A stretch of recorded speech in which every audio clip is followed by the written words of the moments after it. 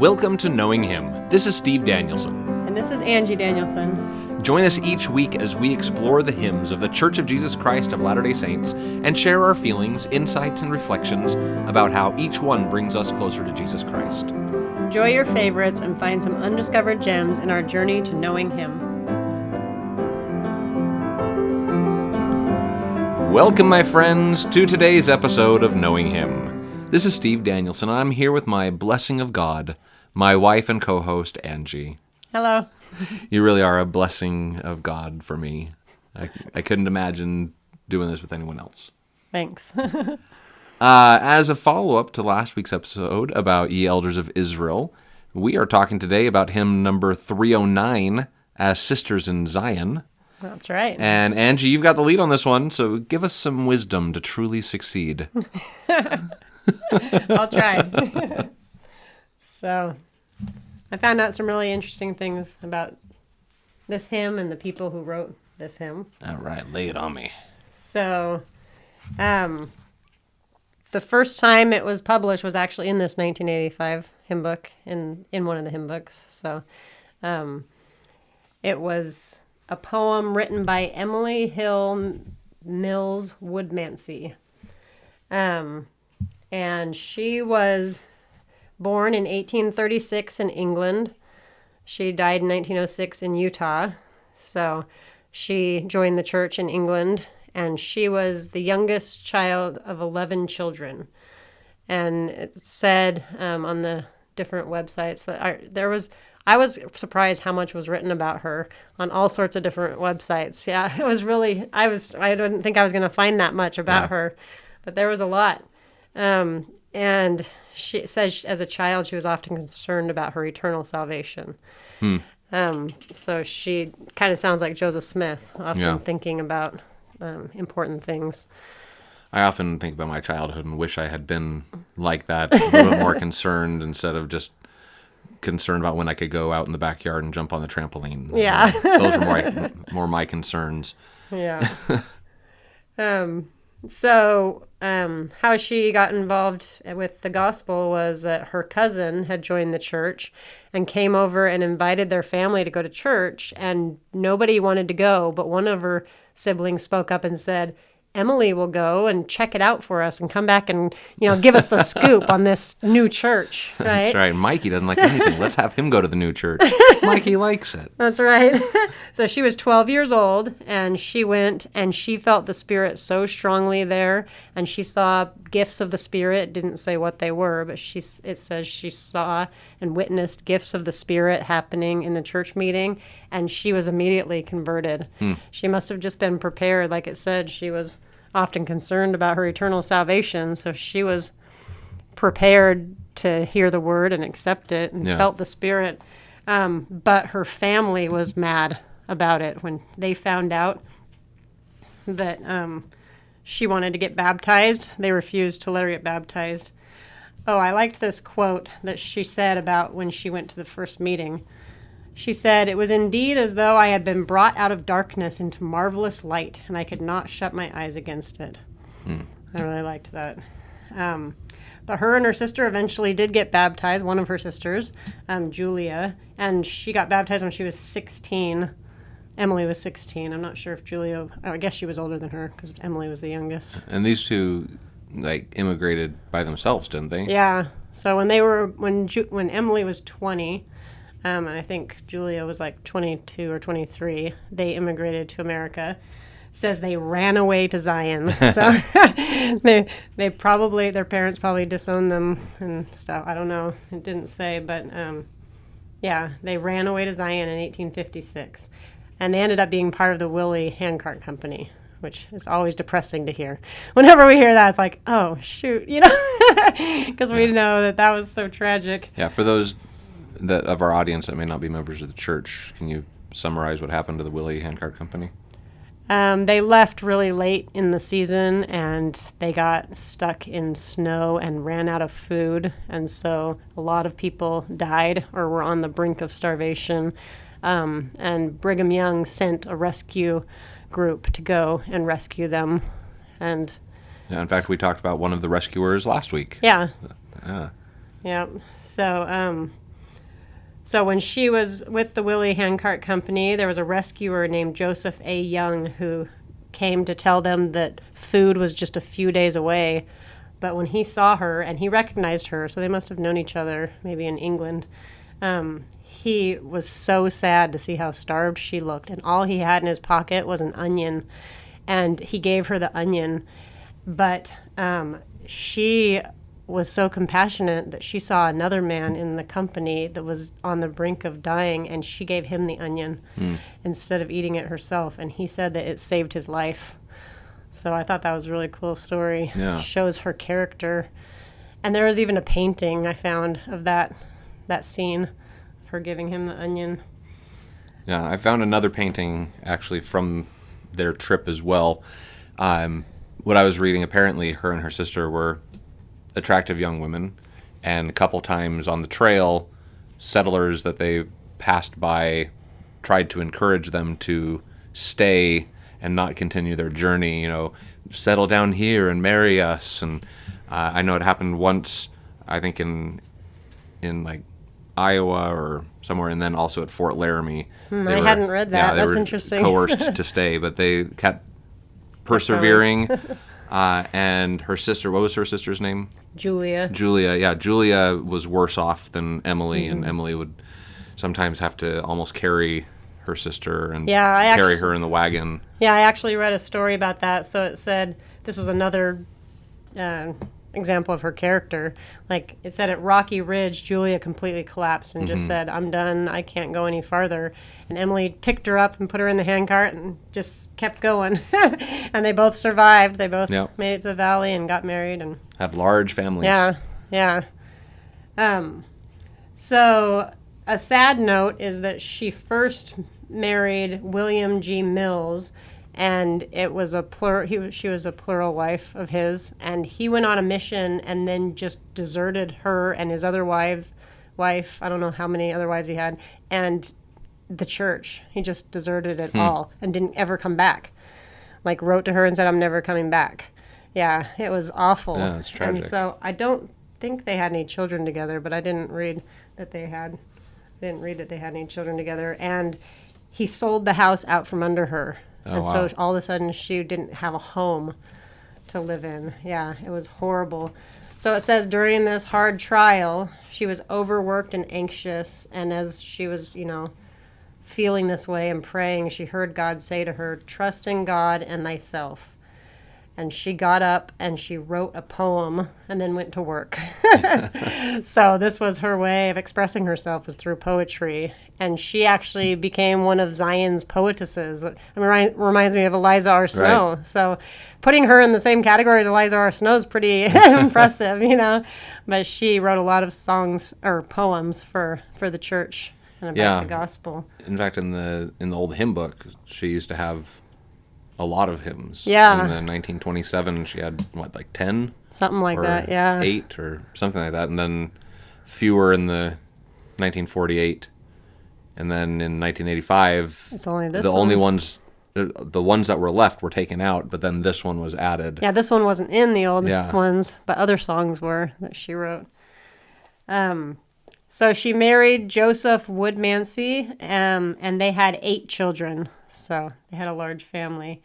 And she did a lot of really good things in the church, especially for women. She worked with the women's suffrage movement.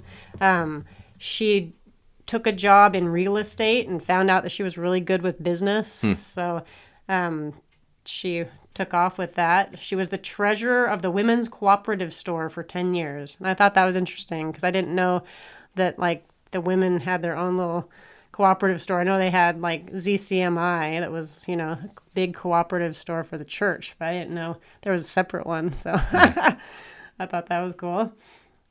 She won a medal for her Sunday school Jubilee poem, so a gold medal. And I liked this quote that I found from her autobiography. So it says, of my children I need say but little, but I fervently hope that each and all of them may seek and obtain for themselves a knowledge of the truth, for I know it can make them wise unto salvation. And may they be willing, if needs be, to endure reproach and privation for principle's sake. I doubt not that all my troubles have been for my good. And today I am more than thankful for my standing in the Church of Jesus Christ of Latter-day Saints. That was a great testimony to her children, because she endured a lot of trials, but she stayed faithful to the end of her life. Yeah, it's also a nice way to sum up your children, your autobiography. I don't need to say a lot about it, but I'll say this. So she wrote as Sisters in Zion later in her life, after or about like all she'd experienced in Relief Society, and it was actually called Song of the Sisters of the Relief Society, and the original poem was 10 verses, the first verse being repeated at the end. So the first verse that we have in our hymn book was the first and the last. And the other two we have in our hymn book were actually the, 8th and 9th verses. So, I'm going to read that. I'll read the whole poem as she wrote it. As sisters in Zion, we'll all work together. The blessings of God on our labors we'll seek. We'll build up his kingdom with earnest endeavor. We'll comfort the weary and strengthen the weak. We'll turn from our follies, our pride, and our weakness. The vain, foolish fashions of Babel despise. We'll seek for the garments of truth and of meekness, and learn to be useful and happy and wise.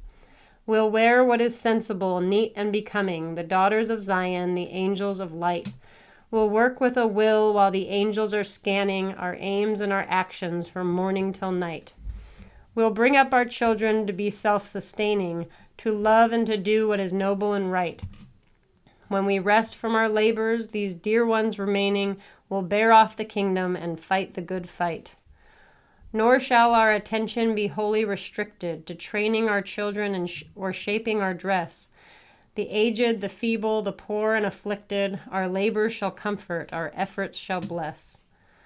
The Lord hath established the cities of Zion. The poor of his people are trusting in him. He makes us a source for his poor to rely on. Oh, shall we not brighten the eyes that are dim? Oh, shall we not hasten to soothe the condition of the humble, the needy, the honest, and pure? Oh, let us remember, whate'er our ambition, 'tis our duty, our mission, to comfort the poor. The errand of angels is given to women, and this is a gift that as sisters we claim, to do whatsoever is gentle and human, to cheer and to bless in humanity's name. How vast is our purpose, how broad is our mission, if we but fulfill it in spirit and deed. Oh, naught but the Spirit's divinest tuition can give us the wisdom to truly succeed. As sisters in Zion, we'll all work together. The blessings of God on our labors we'll seek. We'll build up his kingdom with earnest endeavor. We'll comfort the weary and strengthen the weak. Yeah, that's really nice. Yeah, I really love that. Like, every verse, even those ones I'd never heard before, just explains Relief Society perfectly, and the purpose of the Relief Society of the Church of Jesus Christ of Latter-day Saints. For those of you that aren't members of our church, the Relief Society is the women's organization in the church, and the whole purpose of the organization is to help those in need, to learn to teach your children the gospel, to help the poor and the needy, to comfort the weary, to strengthen the weak, like it says here. It's beautiful the way she puts it into beautiful wording. Yeah, I love this. Well, first she talks about modesty and being modest in dress. It talks about raising the children, and it sort of reminded me of what you were talking about in her autobiography. It said we'll bring up our children to be self-sustaining, to love and to do what is noble and right. I mean, that's exactly what she was saying about her children there. But then I love this verse where it says, our attention won't be wholly restricted to training our children and shaping our dress. Those are two important things, but taking care of the poor and the needy, the people that need our help, that is the purpose of the Relief Society, to give relief to those people. And she just talks about it over and over. Our labors shall comfort, our effort shall bless. Shall we not hasten to soothe the condition of the humble and the needy, the honest and pure? I mean, just over and over, this is the purpose of Relief Society. Yeah, It's like beautiful. she can't say it enough. She has to keep saying, this is why we're doing it, sisters. Let's work together here. Yeah. And I've always loved this verse that says, the errand of angels is given to women. And this is a gift that as sisters we claim. You know, I don't know. I've always loved Relief Society so much. And I think it's because of my mom. She was a great example of loving others and caring for people in need and helping those in need and just making everybody feel loved. And I just love it so much, and it's such a beautiful organization. And sometimes we sing this song without even thinking about it, but the words are beautiful and meaningful. Yeah. I haven't been to a lot of Relief Society meetings myself, but I've definitely seen the benefit that it is to sisters, and the benefit that it is to the whole church, as the Relief Society reaches out and helps those in need. I mean, the things that the Relief Society does is absolutely amazing. The way that they can help people in the church that sometimes other people don't see, but the Relief Society does. Yeah. And it's been like that from the very beginning. Yeah. So this poem was originally printed in the Women's Exponent in 1874. Which was a Relief Society magazine. Yeah. So it was, if I understand, it was like a place where women could talk about things that were happening in the public sphere and state their opinions freely and have a place to discuss and things like that. Yeah. It's interesting. I think it's pretty cool. Yeah. There's one word in the song that we don't usually use the way it was used in this song, and it's the word tuition. So, in the third verse of the hymn, as we have it in the 1985 hymn book, says, "Oh, naught but the Spirit's divinest tuition can give us the wisdom to truly succeed." And I found out that tuition here means instruction. So if we said, "Oh, naught but the Spirit's divinest instruction can give us the wisdom to truly succeed," makes more sense. Yeah. But I thought that was interesting that that word is used differently. And it said it comes from the word tutor, which kind of makes it make more sense. Yeah, you know? and if you think about intuition, Oh, yeah, that's right. sort of makes some sense as well. So I guess we'll go on to our composer. That's a good one. Yep. So we have Janice Cap Perry as our composer of the music for this hymn. And I have a quiz for Steve Oh, gosh. about Janice Cap Perry. I guess I should close this website. Yeah, you then. better. Okay. So, Okay, Okay. quiz for Steve. All right, like it's payback time. All right. Yep. Which song is Janice Cap Perry most known for? A, Popcorn Popping. B, A Child's Prayer. C, I Feel My Savior's Love. Or D, I Am a Child of God. Child's Prayer. That's right. Yeah. Good job. Number two. I knew a couple of the others weren't by Janice Cap Perry. Yeah. So, okay. Number two. Which classic Janice Cap Perry song helped young women learn the young women's values in the 1990s? I walk by You faith. didn't even let me give you the options. Oh, I'm so sorry. I didn't know it was multiple choice. You're right. These are all multiple choice. Okay. I'll wait for the answers next time. At which presidential inauguration was one of Janice Cap Perry's songs performed? A, Ronald Reagan. B, Bill Clinton. C, Barack Obama. Or D, George W. Bush. Wow. I didn't realize a Janice Cap Perry song had been performed. I would guess George W. Bush. You're right. Oh, Very good. What song was it? We'll talk about that in a minute. Okay, I won't spoil it. And which one of these groups has not performed a Janice Cap Perry song? A, Tabernacle Choir at Temple Square. B, Brooks and Dunn. C, Amy Grant. Or D, Gladys Knight. I would probably say Brooks and Dunn, No. Oh, Amy Grant. Amy Grant. Brooks and Dunn. I don't know what song of hers they performed, but Brooks and Dunn has performed one of her songs. I am curious. You're gonna try. I'm gonna see if I can find that out. Find that out. So, a little bit about Janice Cap Perry. She was born in 1938 in Ogden, Utah, and she is still alive. 84 years old. Yeah. She grew up in Oregon. She studied music at BYU, and she served in many callings and was an active sportswoman. So what I found out was she grew up in a very musical family. Her mom even wrote little musicals, and they performed them. They had a family quartet, and like her dad played the drums for their little family band, and then when he couldn't do it anymore or passed away, I can't remember if he passed away or if he just couldn't do it anymore, but she played the drums for the family, and she also played the drums in high school, but her first love was sports. She played basketball, volleyball, softball. She even loved football. She was like way into sports, and she really didn't even want to do the music thing. At age 38, she broke her ankle playing basketball, and at the same time, her TV broke. And so somebody in the ward asked her to take on the calling to compose music for the road show for their ward. So if you don't know what a road show is, they were plays that the church would put on, and each ward in a stake would put on a play, and then they'd perform them all together on different nights. So she composed the music for that.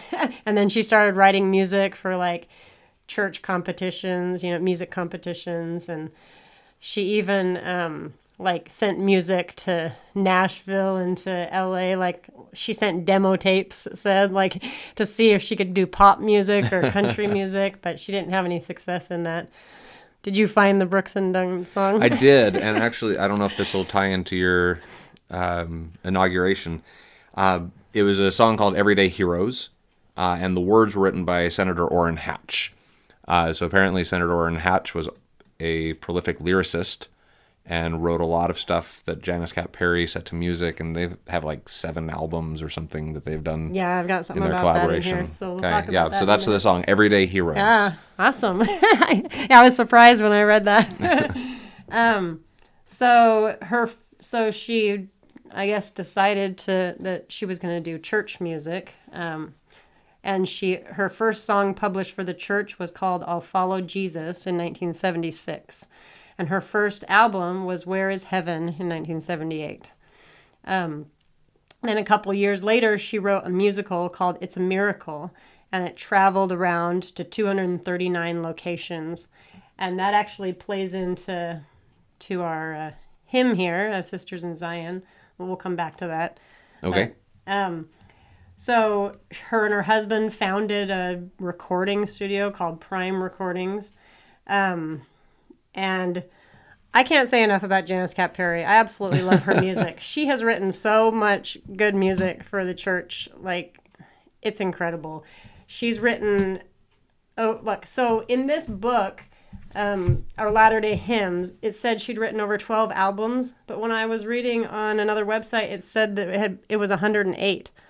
So, like, between the time this book was published and now, I don't know if that's true or not, but I was like, that is incredible. I don't know if that's true. If the count of what consists an album, I don't know, is different. But I know this book was written a long time ago, so I'm sure there's more than 12.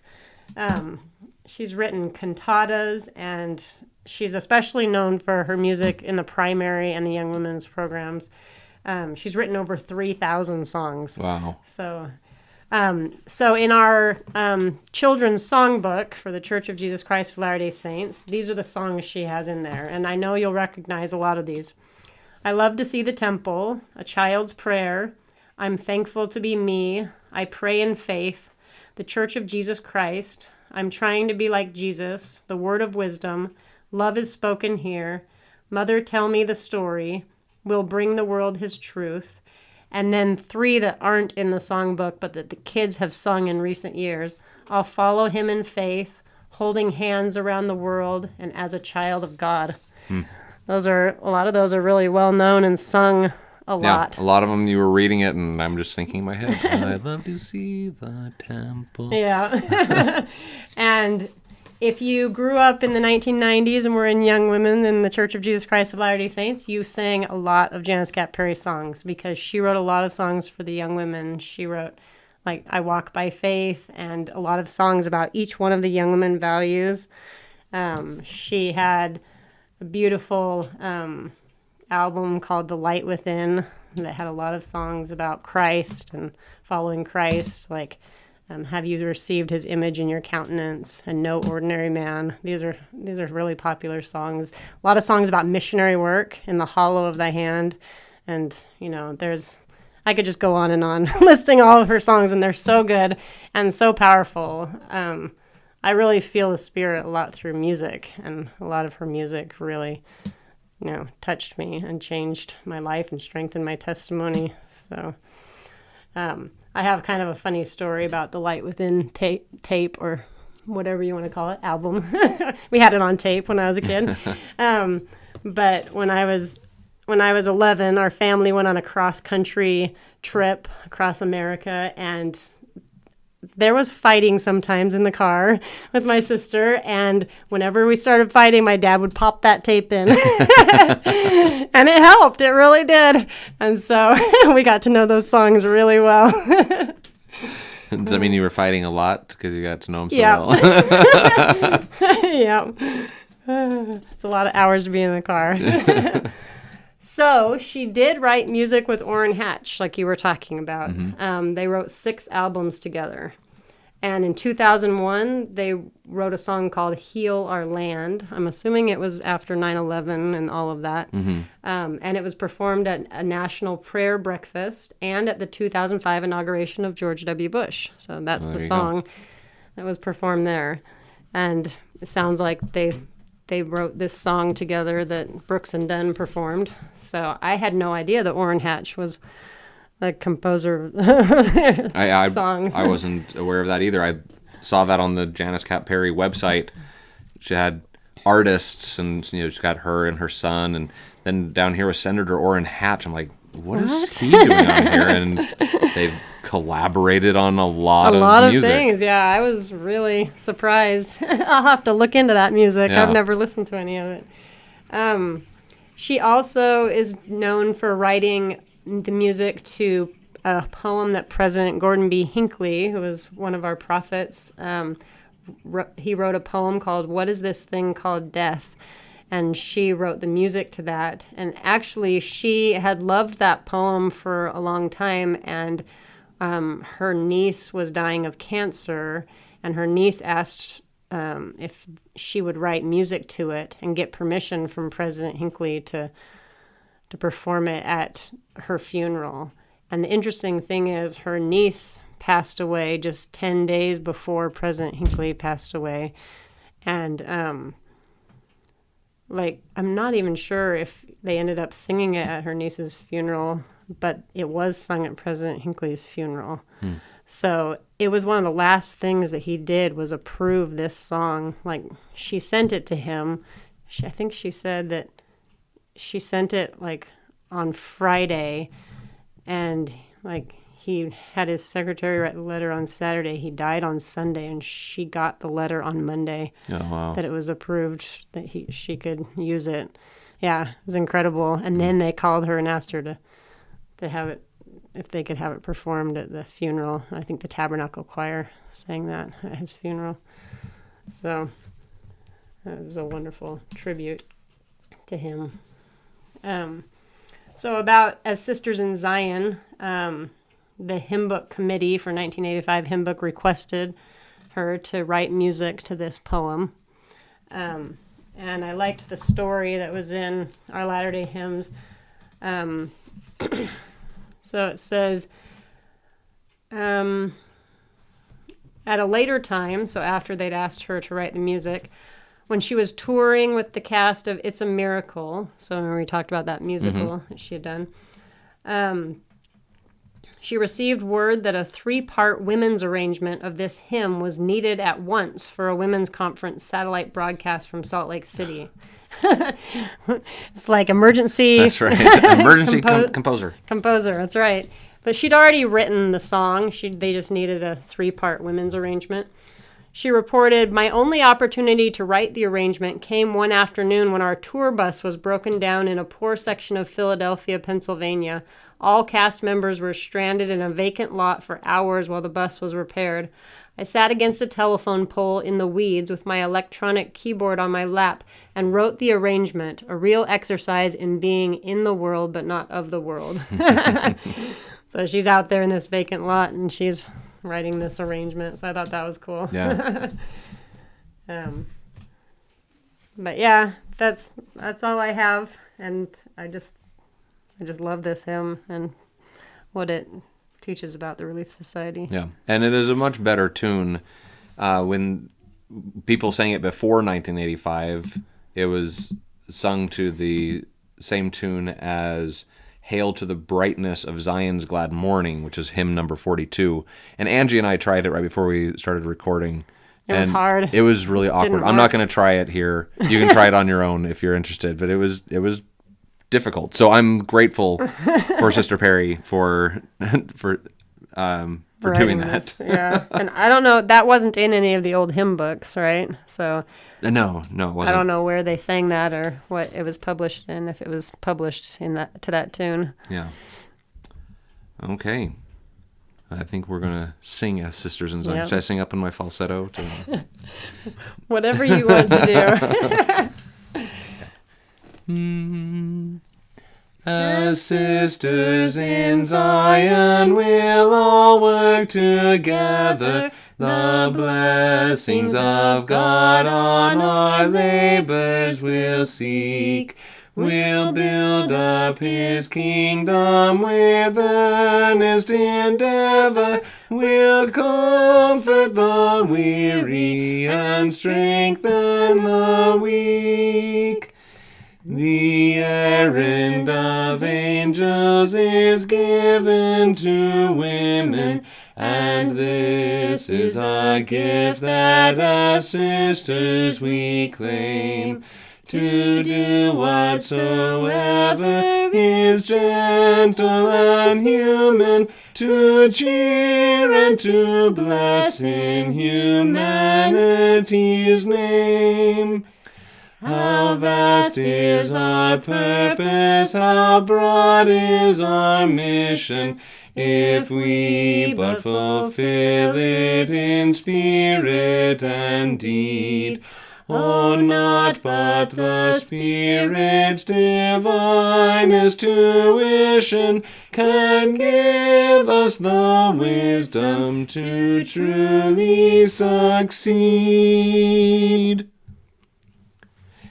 Well, friends, thank you for joining us today as we discuss the hymn As Sisters in Zion. As always, it's a joy to be with you and to discuss the hymns.